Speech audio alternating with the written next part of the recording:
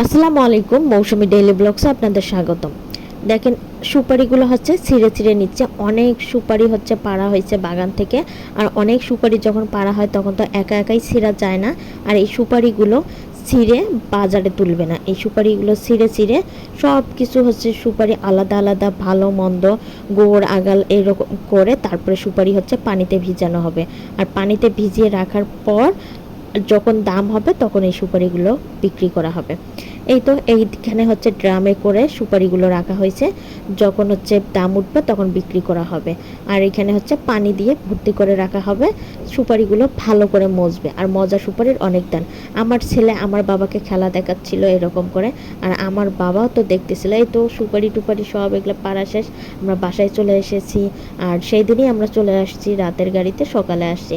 চালের বস্তা একদম, মাংস ভর্তি, যা কিছু লাগে একদম মশলা থেকে শুরু করে সব আমার মা প্যাকিং করে দিচ্ছে। এখন বাসায় এসে তো রান্না বান্না করে খাইতে হবে, যেহেতু গরমের দিন।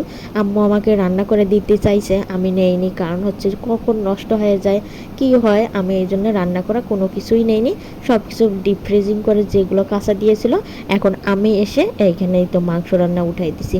কারণ জানি করে সে টায়ার্ড অবস্থায় রান্না বান্না করতে খুবই বিরক্ত। আর যেহেতু মাংস রান্না একদম সহজ, আমার কাছে সব থেকে পৃথিবীর সহজ কাজ হচ্ছে মাংস রান্না করা।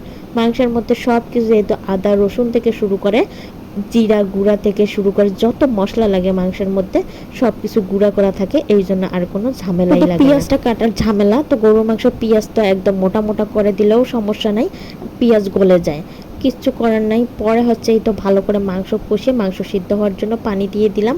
আর একদিকে এই মাংস টাংস সিদ্ধ করার জন্য বা রান্না করার জন্য তুলে দিয়ে আমি যে কত কাজ গুছিয়েছি। আর একদিকে হচ্ছে আলু কেটে নিয়েছি। মাংসের মধ্যে হচ্ছে আলু দিতেই হবে, আমাদের বাসায় আলু ভালো লাগে, সবাই খায়। যাই হোক, এইদিকে হচ্ছে এই তো মাংস ভালো করে কষিয়ে নিচ্ছি, আলু আর মাংস তো ভালো করে কষিয়ে তারপরে হচ্ছে আমি ঝোলের পানি দেবো। আর ঝোল রাখবো না, আজকের মাংসটা একদম কষা কষা করব, একদম ভুনা ভুনা কষা কষা যেটা বলে সেইটা।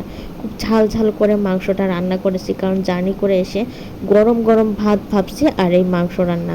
তো আমার হাজব্যান্ডও বললো শুধু মাংস রান্না করো আর গরম গরম ভাত, এইটা খাইতেই অনেক ভালো লাগবে। এর থেকে সহজ কাজ তো আর নাই, যেহেতু এই রান্নাটা তুলে দিয়েও অনেক কাজ করা যায়, তাই ভাবলাম এই রান্নাটা তুলে দিয়ে, যেহেতু অনেক জিনিস দিয়েছে বাড়ি থেকে, সব জিনিস আস্তে আস্তে গুছাতে হবে। আগে হচ্ছে মাছ মাংসগুলো ফ্রিজে রেখে দিয়েছি, এক পোটলা এইদিকে নিয়ে বাকিগুলো সব হচ্ছে ফ্রিজে রেখে দিয়েছি। রেখে দিয়ে আর একদিকে তো মাংসটাও রান্না হয়ে গিয়েছে, একদম কষা কষা করেছি, মানে কোনো ঝোল নাই। আর এই মাংস রান্নাটা গরম ভাতের সাথে খাইতে কি যে মজা। এই তো মাংস রান্নাটা শেষ, আমি আবার আপনাদের দেখাছিলাম।